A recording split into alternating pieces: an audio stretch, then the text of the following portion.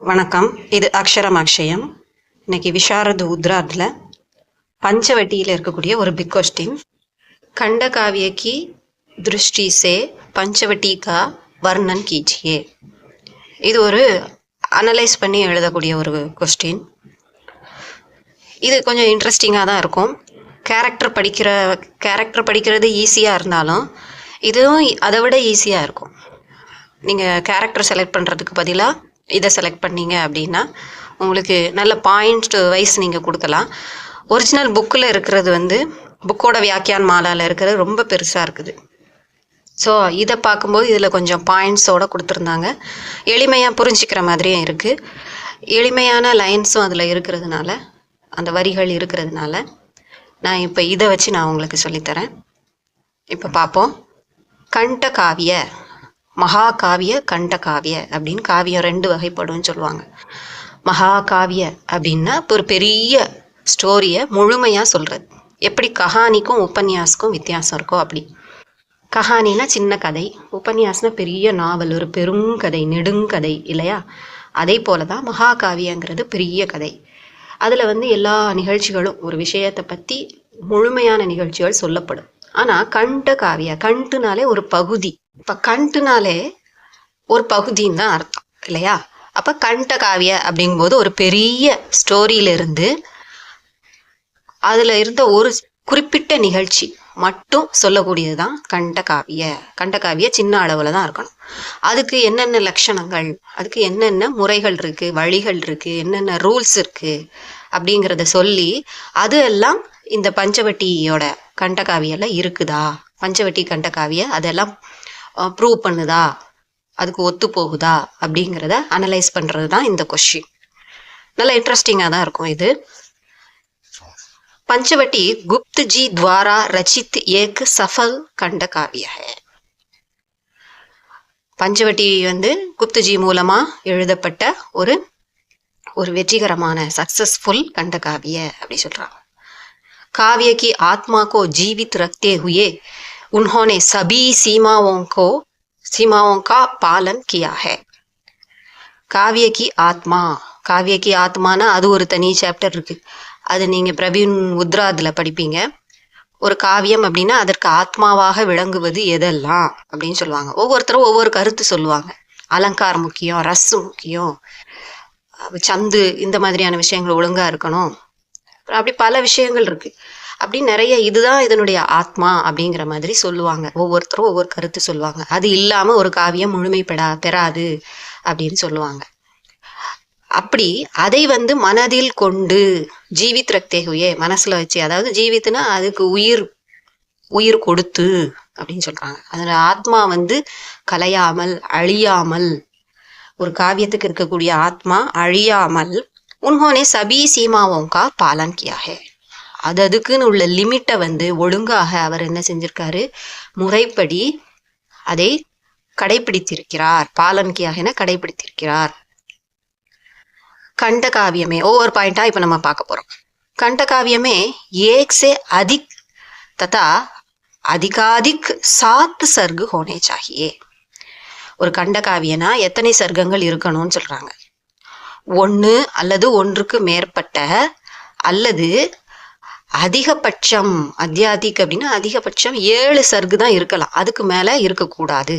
இருந்தால் அது மகாகாவியக்கு போயிடும். லேக்கின் यह जरूरी नियम नहीं है. ஆனால் இது ரொம்ப முக்கியம் அப்படின்னு சொல்ல முடியாது, நியம் அப்படின்னு சொல்ல முடியாது. சம்பூர்ண காவிய ஏக் சர்க் में भी समाप्त किया जा सकता है. அதான் அதில் 1க்கு மேற்பட்ட அல்லது அதிகபட்சம் 7 இருக்கணும்னு சொன்னாங்க. ஆனால் அது ரொம்ப அவசியம்னு சொல்ல முடியாது. கட்டாயம் 7 இருக்கணும், 1க்கு அதிகம் இருக்கணும்னு சொல்ல முடியாது. ஒரே சர்க்கில் கூட நம்ம முடிச்சிடலாம் அப்படின்னு சொல்றாங்க கண்ட காவியத்தை பொறுத்த வரைக்கும். क्योंकि கண்ட காவிய ஏக घटना को लेकर चलने वाला है. ஒரே ஒரு நிகழ்ச்சியை வச்சுதான் அப்படிங்கும்போது அதை ஒரே சீன்ல, ஒரே ஏரியாவில் நடக்குது, ஒரே பேக்ரவுண்டில் நடக்குது அப்படிங்கும்போது அதை அப்படியே கண்டினியூஸாகவும் கொண்டு போக முடியும். இடையில ஏதாவது வேற ஒரு இடத்துக்கு போறாங்க அப்படின்னு வந்தா நம்ம இன்னொரு சர்க்கு தேவைப்படலாம். காட்சி மாறுது அப்படின்னா தேவைப்படலாம். அப்ப கூட நம்ம ஒரு சர்க்கில் முடிக்க முடியும். அங்கே சொல்ல வேண்டிய விஷயம் ரொம்ப பெருசாக இல்லை, ரொம்ப நேரம் சொல்ல வேண்டியது இல்லை அப்படிங்கும்போது ஒரே சர்க்கில் முடிக்க முடியும். சர்க் பத்ததா கவிக்கு சகூலியத் பர் ஆதாரித் ஹை. அப்படி சர்க்க அப்படி பிரிக்கிறது அப்படிங்கிறது, பத்ததா அப்படின்னா பிரித்தல் அப்படிங்கிறது கவிஞருடைய சகூலியத், அவருடைய சௌகரியத்தை பொறுத்து இருக்கு, அவருடைய வசதியை பொறுத்து இருக்குது, அதை பேஸ் பண்ணி தான் இருக்குது.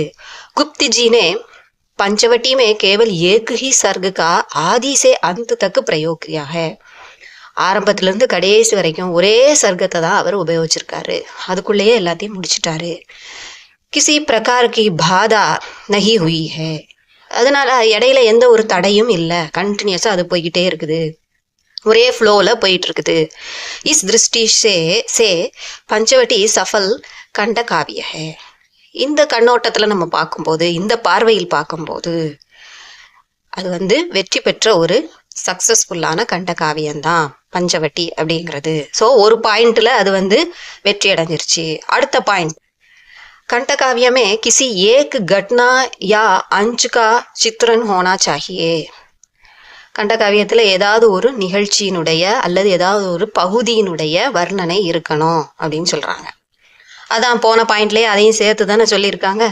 गुप्त जी ने यहाँ लक्ष्मण के जीवन के एक भाग को अर्थात वनवास की आखिरी समय की घटना का वर्णन किया है.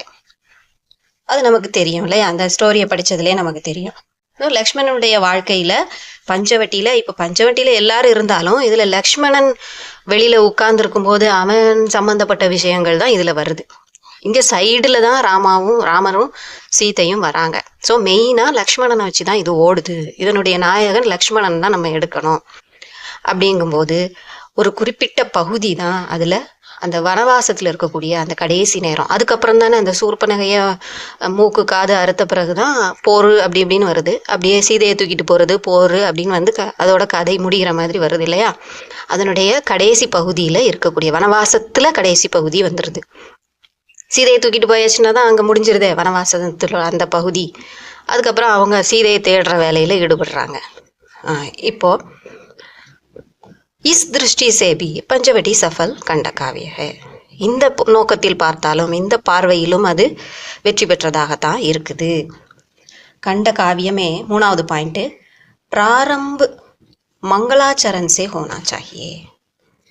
கண்ட காவியத்தினுடைய துவக்கம், பிராரம்பனா ஆரம்பம், மங்களாச்சரன் அதாவது கடவுள் வாழ்த்துல தான் தொடங்கணும். பஞ்சவட்டியுமே அழகு மங்களாச்சரன் நஹி ஹை, தனியா மங்களாச்சரன்னு சொல்லி இல்லை. பிரகிருதி வர்ணன் சே காவிய கா ஆரம்ப ஹோத்தா ஹை. இயற்கையை வர்ணிக்கிறதன் மூலமா இந்த காவியம் ஆரம்பிக்குது. ஆகிர் பிரகிருதி தோ ஈஸ்வர் ஹி ஹை. சொல்லப்போனா பிரகிருதி தான் என்னது ஃபைனலி அப்படி சொல்லுவோம்ல, அந்த மாதிரி சொல்றாங்க அவங்க ஹிந்தியில. அவங்களோட பேச்சு வழக்கு இயற்கையே ஒரு கடவுள் தானே அப்படின்னு சொல்லி சொல்றாங்க. அதுக்கு ஒரு கொட்டேஷன் கொடுக்குறாங்க, சாரு சந்திரகி சஞ்சல் கிரணே அப்படின்னு தான் ஆரம்பிக்குது. அப்போ நிலவையும் அந்த இயற்கையையும் சேர்த்து அதில் வர்ணிக்கிறாங்க. நிலவினுடைய சஞ்சலமான கிரண் கதிர்கள், அப்படியே அந்த இலைகளுக்கு இடையே அது வரும்போது பளபளப்பாக இருக்குல்ல, அதனால அப்படி சொல்றாங்க. இஸ்மே ஈஸ்வர் और பிரகிருதி கா ரூப் ஹே. இதில் கடவுளையும் இயற்கையையும் இதில் வர்ணிச்சிருக்காங்க. சந்திர ஈஸ்வர் ஹே தோ பிரகிருதி சாஸ்வத் சத்தா ஹே.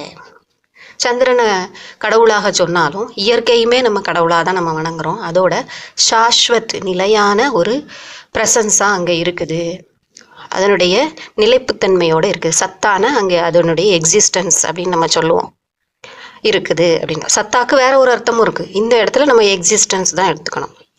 अतः इस दृष्टि से, அதில் ஸ்பெல்லிங் மிஸ்டேக் இருக்கு, दृष्टि से भी पंचवटी सफल खंड काव्य सिद्ध होता है.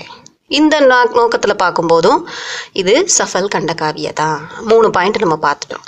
இப்போ 4வதுல என்ன சொல்ல வராங்க அப்படின்னா, கண்ட காவிய கி கதா பௌராணிக் தார்மிக் யா ஐतिहासिक होना चाहिए. கண்ட காவியனுடைய கதை பௌராணிக் புராணம் சார்ந்ததாக இருக்கணும், அல்லது தார்மிக் தர்மம் சார்ந்ததாக இருக்கணும், அல்லது இதிகாசத்தை சார்ந்ததாக இருக்கணும். பஞ்சவட்டி தோ ராமாயண் கி வஸ்து ஹே. பஞ்சவட்டி இதிகாசம் அப்படின்னு சொல்லுவோம் இல்லையா. பஞ்சவட்டி ராமாயணம் அப்படிங்கிற இதிகாசத்தில் இருந்து நமக்கு வந்த ஒரு பொருள் தான், வஸ்து ஒரு ஆப்ஜெக்ட் தான். இசிலியே யஹ் சஃபல் கண்ட காவிய ஹே. அந்த முறைப்படியும் இது வெற்றி பெறுது. இதையும் அது நிவர்த்தி பண்ணுது. இந்த பாயிண்ட்டையும் खंड काव्य का नायक इतिहास प्रसिद्ध धीरोदात धीर ललित अथवा धीर प्रशांत होना चाहिए. நம்ம நாயக்கே குண் அப்படின்னு சொல்லி நம்ம பிரவீன் உத்ராத்தில் படிப்போம். அதுபடி நாயகர்கள் வந்து 4 வகைப்படுவார்கள். அவங்களுடைய குணம் என்னென்னு சொல்லுவாங்க. இதில் ஒரு 3 குணத்தை கொடுத்து 3 விதமான நாயகர்கள், ஹீரோ, அவங்களுடைய குணத்தை இதில் கொடுத்துருக்காங்க. ஸோ அந்த 3 இதில் ஏதாவது ஒன்று இருக்கணும் அப்படின்னு சொல்லியிருக்காங்க. பஞ்சவட்டி கா நாயக் லக்ஷ்மண் தீரோதாத் குணம் சே யுக்த் ஹே. ஸோ இதில் 3 இதில் முதல் இது இருக்குல்ல, அந்த குணங்கள் நிறைந்தவன். தீரோதாத்னா வீரம் நிறைந்தவன், விவேகம் நிறைந்தவன், அந்த மாதிரி இருக்கிறதுலையே சிறந்த நாயகன் அப்படின்னு சொல்லப்படுறது தீரோதாத் தான். ஸோ அந்த இது இவனுக்கு இருக்குது. கவினே ஸ்வாபாவிக் ரூப் से ही உச்ச நாயக்கோ சுனா है. அவர் இயல்பாகவே ரொம்ப நேச்சுரலாகவே அவர் உச்ச நாயக், ஒரு உயர்ந்த ஹீரோவை தான் அவங்க வந்து செலக்ட் பண்ணியிருக்காரு. அத்தக பஞ்சவட்டி சஃபல் கண்டகாவிய சித்து ஹோத்தா ஹே. எனவே இந்த வகையிலும் இது ஒரு சிறந்த கண்டகாவியமாக, வெற்றி பெற்ற கண்டகாவியமாக கருதப்படுகிறது. ப்ரூவ் ஆகுதுன்னு சொல்கிறாங்க. சித்த ஹோத்தாகேன்னு ப்ரூவ் ஆகுது. பாயிண்ட்டு, खंड काव्य में श्रृंगार, शांत और वीर रस में किसी एक की प्रधानता होनी चाहिए. ஸோ ரஸ் என்னெல்லாம் இருக்கணும் அப்படின்னு சொல்கிறாங்க. ஒரு கண்டகாவிய அப்படின்னா முக்கியமான ரஸ், அதாவது பிரதான ரஸ், கவுன ரஸ் அப்படின்னு சொல்லுவாங்க. முதன்மையாக சில ரஸ், நவரசங்களில் சில ரஸ்கள் இருக்கணும். அப்புறம் கவுனு ரஸ் மறைமுகமாக, அதாவது சின்ன சின்ன கொஞ்ச நேரமே உபயோகப்படக்கூடிய ரஸ் இருக்கணும். கதை முழுவதும் வரக்கூடியதை பிரதான் ரஸ் அப்படின்னு சொல்கிறாங்க. ஸோ அப்படி எதெல்லாம் இருக்கணும்? சிருங்கார ரசம், அப்போ காதல் ரசம். சாந்த் ரஸ், அமைதியாக இருக்கக்கூடியது. அமைதியான ரசம் அங்கே இருக்குது. ஏன்னா வனப்பகுதி, இரவு நேரம், எல்லாம் அமைதியாக நிசப்தமாக இருக்கக்கூடிய இடம். மக்கள் நடமாட்டம் இல்லை, மிருகங்கள் இருந்தாலும் எல்லாமே அமைதியாக இருக்கக்கூடிய நேரம் அது. ஸோ அந்த இது அதில் இருக்குது. வீர் ரசம் அதில் இருக்குது. ஸோ இந்த 3ம் கண்டகாவியத்தில் ஏதாவது ஒன்றாவது பிரதானத்தாக இருக்கணும்னு சொல்கிறாங்க. குப்தஜீனே பஞ்சவட்டியுமே 2 தடவை பஞ்சவட்டி வந்திருக்குது, பிரிண்ட் ஆகிருக்குது. श्रृंगार और वीर रस की அவஸ்தாயே பிரஸ்துதி கீ ஹே. இதில் சாந்த் ரஸுமே இருக்குது. ஏன்னா இதிலேருந்து நம்ம உதாரணம், சாந்த் ரஸுக்கு இந்த பஞ்சவட்டியிலேருந்து தான் நம்ம உதாரணம் கொடுத்துருக்கோம். ஏன்னா மானும் சிங்கமும் ஒன்று போல் ஒரே நீர்நிலையில் தண்ணி குடிக்குது, அந்த அளவுக்கு இது சாந்தமான இடமா இருக்குது அப்படின்னு சொல்லி சொல்கிறாங்க. ஓகே, இப்போ பார்ப்போம். இஸ் திஷாமே பி பஞ்சவட்டி சஃபல் கண்டகாவிய ஹே. அப்போது பிரதான் ரஸ் அப்படிங்கிற பிரதானத்தான்னு சொல்லும்போது இதில் வந்து ஸ்ருங்காரும் வீரும் தான் பிரதானத்தான். சாந்து இடையில தான் வரும். ஸோ அதை இதில் சொல்லாமல் அந்த பிரதானம் எதுங்கிறத 2ஐயும் சொல்லியிருக்காங்க. அந்த வகையிலே இது வெற்றி பெற்றது. கண்டகாவியமே பிரத்யேக சர்கு கே अंत में சந்த் பரிவர்த்தன் होना चाहिए. கண்டகாவியத்தில் ஒவ்வொரு சர்குலையும் கடைசி ஒவ்வொரு சர்கு முடியும் போதும்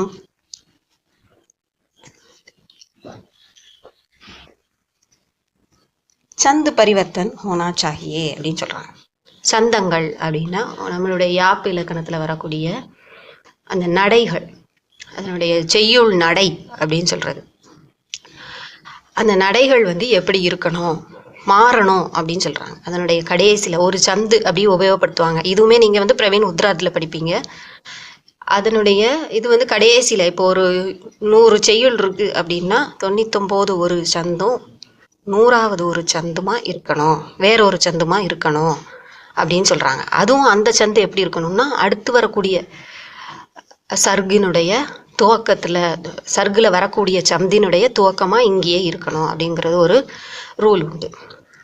அதுபடி இதில் நடக்கலை. லாவணிங்கிற ஒரே இதுதான் முதல்ல இருந்து கடைசி வரைக்கும் இருக்கிறதே ஒரு சர்கு தான். அதனால அப்படி தான் இருக்குது. ஸோ அந்த வகையில் பார்க்கும்போது மாற்றணும்னா மாற்றலாம், கடைசியில் ஒரு சந்தை மாற்றலாம், அடுத்த சர்கு இருக்கணும்னு அவசியம் இல்லை. ஆனாலும் இது மாறாமல் லாவணிங்கிற ஒரு சந்தை உபயோகப்படுத்தியிருக்காங்க. அதனால இது வந்து அந்த வகையில் பார்க்கும்போது அசஃபல், வெற்றி பெறலை அப்படின்னு சொல்கிறாங்க. खंड काव्य में प्रकृति चित्रण अनिवार्य माना जाता है. இங்கே இந்த பாயிண்டில் தான் இல்லை, நம்ம முதல்ல இருந்தே பிரகிருதி சித்திரனை சொல்லிக்கிட்டு தான் வரோம். ஸோ அனிவாரிய, ரொம்ப இன்றியமையாததுன்னு சொல்கிறாங்க. பஞ்சவட்டி கா ஆரம்பி பிரகிருதி வர்ணன் சே ஹோத்தா ஹே. அதனுடைய ஆரம்பமே இயற்கை வர்ணனையில் தான் நடக்குது, ஆரம்பிக்குது. வாஸ்தவமே பஞ்சவட்டி தோ பிரகிருதி கி பிட்டாரி ஹே. உண்மையில் பார்க்கும்போது பஞ்சவட்டியை பற்றி பேசினாலே அது அந்த இயற்கையினுடைய ஒரு பெரிய பெட்டகமாகவே அது திகழ்து. அப்படிங்கும்போது அதை பேசாமல் நம்ம அதில் இருக்கவே முடியாது, ஆட்டோமேட்டிக்காக அது வந்துடும் அப்படின்னு சொல்கிறாங்க. இஸ் கசௌட்டி பர் பஞ்சவட்டி கரா உதர்த்தாக. இப்படிப்பட்ட கசௌட்டினா உரைக்கல், தங்கத்தை உரசி பார்க்குற உரைக்கல் சொல்கிறோம்ல, அந்த உரைக்கல்லையும் அது கடந்து வெளிவருகிறது அப்படின்னு சொல்கிறாங்க. அப்படின்னா வெற்றி பெறுகிறதுன்னு அர்த்தம். அதையும் அது ப்ரூவ் பண்ணுதுன்னு அர்த்தம். கண்ட காவிய கா உத்தேசிய லோக் கல்யாண் கி பாவனா ஹோனா சாகியே. ஒரு கண்டகாவியம் எழுதுகிறோன்னா அதனுடைய நோக்கம் உலக நன்மைக்கு உரிய விஷயத்தை நமக்கு எடுத்து இயம்புவதாக இருக்க வேண்டும். வாசனா அநீதி और अत्याचार को सजा दिलाकर, அதாவது शूर्पणखा के नाक कान कटवाकर कवि ने पवित्रता और सत्य की विजय दिखलाई है. வாசனா அப்படின்னா காம உணர்வு, உடல் இச்சை. ஸோ அப்புறம் அநீதி இழைத்தல். அப்படி தானே, ஏற்கனவே ஒரு தாரன் இருக்கும்போது இன்னொரு தாரத்தை கல்யாணம் பண்ணிக்கிறதுங்கிறது முதல் தாரத்திற்கு இழைக்கக்கூடிய அநீதி. அப்புறம் அத்தியாச்சார், கொடுமை. அத்தியாச்சாருக்கு சஜா அதாவது தண்டனை, கொடுமைக்கு தண்டனை கொடுப்பது அப்படிங்கிறது. கொடுப்பதன் மூலமாக அந்த தீய விஷயங்களெல்லாம் என்ன செய்கிறாங்க, அழிக்கிறாங்க. அதுக்கு ஒரு உருவகமாக யார் இருக்கிறா, சூர்பனகா இருக்கிறா. அவளுடைய நாக்கு கான், மூக்கையும் காதையும் வெட்டி இந்த மாதிரியான அவள் தான் இந்த ஆசை அநீதி போன்ற வச்சு அவள் கொண்டு வரா, அத்தியாச்சாரம் பண்ணுறா, ஏன்னா மிரட்டுறா அதுக்கப்புறம்.